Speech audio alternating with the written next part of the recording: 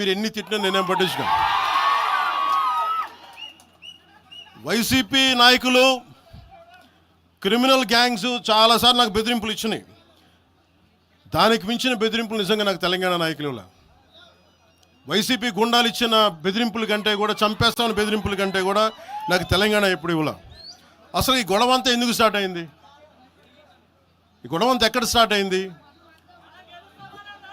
ఒక ఎనలిస్ట్, ఒక విశ్లేషించే వ్యక్తి, ఆయనంటే నాకు గౌరవం, ఆయన మీద నాకు గౌరవం ఉంది, ఆయన తీసుకుపోయి ఓ మీడియాలో మాట్లాడతా అమిత్ షా గారి గురించి మాట్లాడారు. అమిత్ షా గారు నేను మాట్లాడుకున్నామంటే ఆయన విన్నారంటే ఆయన కూర్చొని తప్పుడు మాటలు మాట్లాడితే దాన్ని ఖండించే. నా మీద మనకు మాట అంటే మన జన సైనికులు ప్రతి చోట ఏదో కూర్చొని ఒక కేసులు పెట్టారు కూడా నాకు తెలియదు. తెలిసిన వెంటనే చెప్పాను, అవన్నీ వదిలేనని చెప్పాను నేను. అవన్నీ మళ్ళీ ప్రెస్ క్లబ్లో పోయి మీరు తిడుతూ ఉంటే, ప్రాంతీయ విద్వేషాలు రెచ్చగొడితే దాంట్లో కూర్చోబెట్టి ఎంతకాలం చేస్తారు? 12 సంవత్సరాలు తెలంగాణ వచ్చిన తర్వాత ఇంకా తెలంగాణలో ఉపాధి లేకపోయినా ఏమి లేకపోయినా దానికి ఆంధ్రుడే కారణం, దానికి పవన్ కళ్యాణే కారణం. పరిశ్రమల్లో ఈ లెక్కల్లో ఇంక మీరు ఎప్పుడు మీరు ఎన్ని చేసినా ప్రతిదానికి ఎక్కడో చోట తెలంగాణ ప్రజలు ఇది గ్రహించాలి. ఉద్యోగాలు రాకపోయినా, ఉపాధాలు రాకపోయినా ప్రతిదానికి ఆంధ్రోడు కారణం అంటే ఆంధ్ర ప్రజలు నిజంగా ఎందుకు వస్తారు ఇక్కడికి? తెలుగు చిత్ర పరిశ్రమ ఎందుకు వచ్చింది? ఎక్కడో మద్రాసులో ఉన్న తెలుగు చిత్ర పరిశ్రమ ఇక్కడ రావడానికి కారణం తెలంగాణ ప్రత్యేక రాష్ట్రం కావాలని కోరుకున్న నాయకులు చెన్నారెడ్డి గారు తీసుకొచ్చారు ఇక్కడికి. ఆయన తీసుకొచ్చారు ఇక్కడికి. 50 సంవత్సరాలు కలిసి ఉన్న రాజధాని ఇక్కడ సడన్గా పోయి మీరు ఇక్కడ రాకూడదు అని కొంతమంది నాయకులు, తెలంగాణ ప్రజలు వేరు. నేను మొదటి రోజు నుంచి చెప్తా ఉన్నా, పాలకులు వేరు, ప్రజలు వేరు. తెలంగాణకి అన్యాయం చేసిన పాలకుల్ని, దాంట్లో పవన్ కళ్యాణ్ కూడా, వాడిని కూడా ఉరిదీసాను పర్లా. పాలకులు వేరు, ప్రజలు వేరు. మీరు పాలకులను తిట్టుకున్న ప్రజలను తిడితే, విద్వేషాలు రెచ్చగొడితే ఈ దేశం ఎటుపోద్ది? సూరత్లో తెలుగు ప్రజలు ఉన్నారు. రేపొచ్చిన గుజరాతీ మనుషులందరూ గుజరాతీస్ అందరూ కూర్చొని తెలుగు వాళ్ళు ఇక్కడ ఉండకూడదంటే కుదురుద్ది అక్కడ? నాందేడ్లో ఉన్న తెలుగు వాళ్ళు, షోలాపూర్లో ఉన్న మన తెలంగాణ తెలుగు వాళ్ళు అందరూ కూర్చోబెట్టి మా మహారాష్ట్రీయులు తిరగబడితే ఏమవుద్ది? దేశం నిలబడద్దా? దేశం ఒకటిగా ఉంటుందా? ఎంతకాలం తిడతారు? ఎంతకాలం?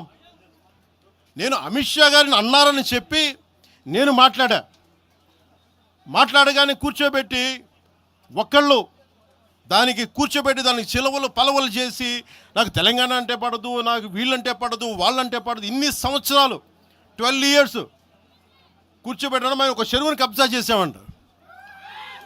నాకేం పనిలేదు. నిజంగా మీరన్నట్టుగా కబ్జా చేస్తే ఇల్లు తగలబెట్టారా? నాది వచ్చి మీరు ఉంచుతారా నన్ను? ఒక్కొక్కళ్ళు కూర్చోబెట్టి 111 జీవోలు ఏమేం చేశారు అటు చూసిపోండి, అటు చూడండి. నిజంగా ఈ రోజున తెలంగాణ రాష్ట్ర ముఖ్యమంత్రి గారికే చెప్తున్నా, రేవంత్ రెడ్డి గారికే చెప్తున్నా, ఆయనంటే నాకు ఇష్టం, ఆయనంటే గౌరవం నాకు. కానీ వారికే నేను చెప్తా ఉన్నా, తెలంగాణ ప్రభుత్వానికే చెప్తున్నా, పవన్ కళ్యాణ్ కనుక ఆ చెరువుని ఒక చెరువును ఆక్యుపై చేసుకున్నాడు అంటే సంతోషంగా చెప్తాను, ఈ రోజున తెలంగాణ ప్రభుత్వానికి రాసి ఇచ్చేస్తున్నారు. అలాగే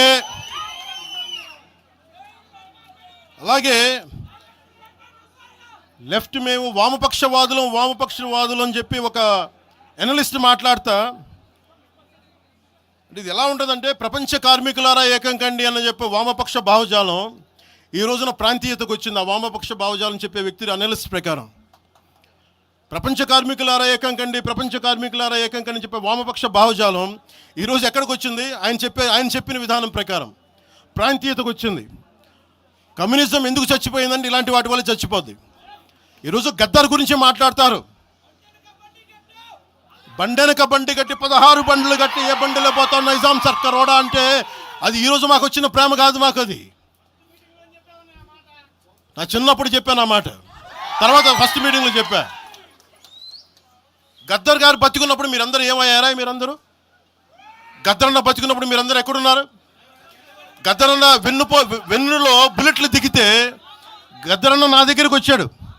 ఒకటి అడిగాడు ఆఫీస్కి వచ్చి, మన జర్నలిస్ట్ కాలనీలో ఉండే జనసేన ఆఫీస్కి వచ్చి, అరే తమ్మి నాకు బుల్లెట్లు దిగినీరా, నాకు వెనకాల నన్ను స్వేచ్ఛగా రే అని పిలుచుకునే అంత చనువు మా ఇద్దరి మధ్య, నాకు బుల్లెట్లు దిగినీరా ఈ వెన్నులో, నడవాలంటే ఇబ్బందిగా ఉందిరా, నాకు కారులో పోవాలంటే ఆటోలో తిరగలేకపోతున్నా, ఒక అండంగా అడుగుతున్నా, హక్కుగా అడుగుతున్నా, బండి కొనివరా అంటే ఆయన ఒక 24 గంటలు 3 రోజుల్లోనో 2 రోజుల్లోనో బండి కొనిచ్చాను నేను ఆయనకి. ఇప్పుడు ఎందుకు చెప్తున్నానంటే ఆ రోజు నేను చెప్పుండొచ్చు, నేను చెప్పట్లా. మీకేం తెలుసు గద్దర్ గారి గురించి? మీకేం తెలుసు? మీరేం మాట్లాడతారు గద్దర్ గారి గురించి? బతికున్నప్పుడు ఆయనకి ఏం చేశారు మీరందరూ? బతికున్నప్పుడు మీరేం చేశారు ఆయనకి? మీరు పర్మిషన్ ఇవి కూడా ఇవ్వాలా, మీరు ఒక్కళ్ళు మాట్లాడలా. ఏదైనా అవసరం వస్తే నా కాడకు వచ్చి ఆయన గద్దరన్న ఏంటి ఏమనుకుంటున్నారు మీరు? నేను పాలిటిక్స్లోకి వచ్చాక తెలుసు అనుకుంటున్నారా గద్దరన్న?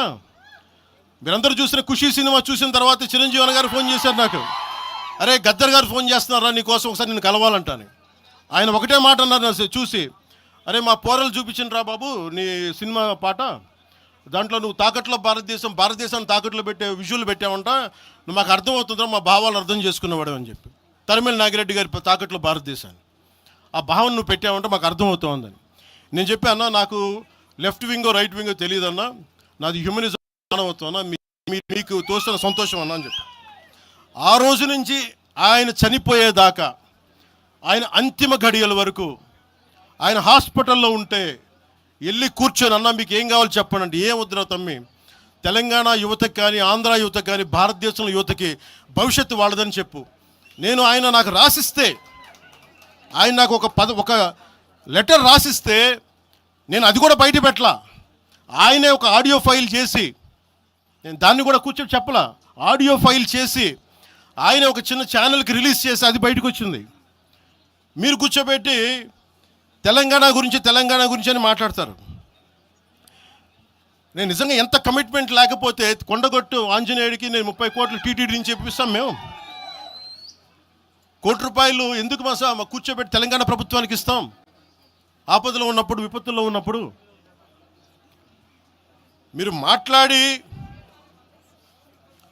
మీరు ఈరోజు మాట్లాడుతూ ఉన్నారు, బెదిరిస్తున్నారు. ఒకటే చెప్తా ఉన్నా, ఇక్కడున్న నాయకులందరూ కూడా, మరి శంకర్ గౌడ్ గారి దగ్గర నుంచి ఇక్కడున్న నాయకులు పేరున సంపత్ నాయక్ కానీ సాగర్ గారు కానీ వీళ్ళందరూ కూడా మీరు బెదిరిస్తూ ఉంటే మేము భయపడి, సారు మీ కాల్ముక్తా సారు, మీ బాంచన్ సారు అన్నంత భయాలు ఉన్నాం మేము, వాళ్ళమే కాదు. మీకు మేము ఒకటే చెప్తా ఉన్నా, వైఎస్ రాజశేఖర రెడ్డి గారు బతికున్నప్పుడు ఆ రోజు మీ గొంతులు ఏమైనాయో? ఆ రోజున మీ అందరి గొంతు తెరిచారా మీరు? ఆ రోజున తెలంగాణ గురించి వీళ్ళు మాట్లాడుతూ ఉంటే ఒకటే చెప్తా ఉన్నా, యువరాజ్యం పెట్టిన తర్వాత మొట్టమొదటిసారి నా మీద కేసు పెట్టి పోలీస్ స్టేషన్లో కూర్చోబెట్టింది తెలంగాణ భీమరావు బాడా కోసం. దానికోసం తెలంగాణ మీద మొదటి కేసు నాకు తెలంగాణలోనే పడింది. కూర్చోబెట్టి మీరు అందరూ కూర్చోబెట్టి ఆ రోజు ఒక్కళ్ళు ఏమయ్యారు? ఈరోజు మీరు బెదిరిస్తూ ఉన్నారు, బయటకు వస్తే దాడులు చేస్తారు. మాకు దాడులు కొత్త అనుకున్నారా? మాకు మీరు మహబూబ్ నగర్లో మన కాంగ్రెస్ నాయకులు కూలిస్తే స్టేజే కూల్చేశారు మీరు. మా కార్లు అడ్డం పెట్టి మా మీద దాడులు చేయడం, ఇవన్నీ తట్టుకొని ఇచ్చాం మేము. ఖమ్మంలో మీరు దాడులు చేశారు ఆ టైంలో, అప్పుడున్న కాంగ్రెస్ ప్రభుత్వం. ఈరోజు మాకు కొత్త అనుకుంటున్నారా ఇవన్నీ? మీరు చేసే ఈ తాటాకు చప్పుళ్ళకి బెదిరేది కాదు జనసేన, గుర్తుపెట్టుకోండి. ఏదైనా మాట్లాడితే తెలంగాణ ప్రభుత్వం అధినేతలు కూడా చెప్తా ఉన్నాను,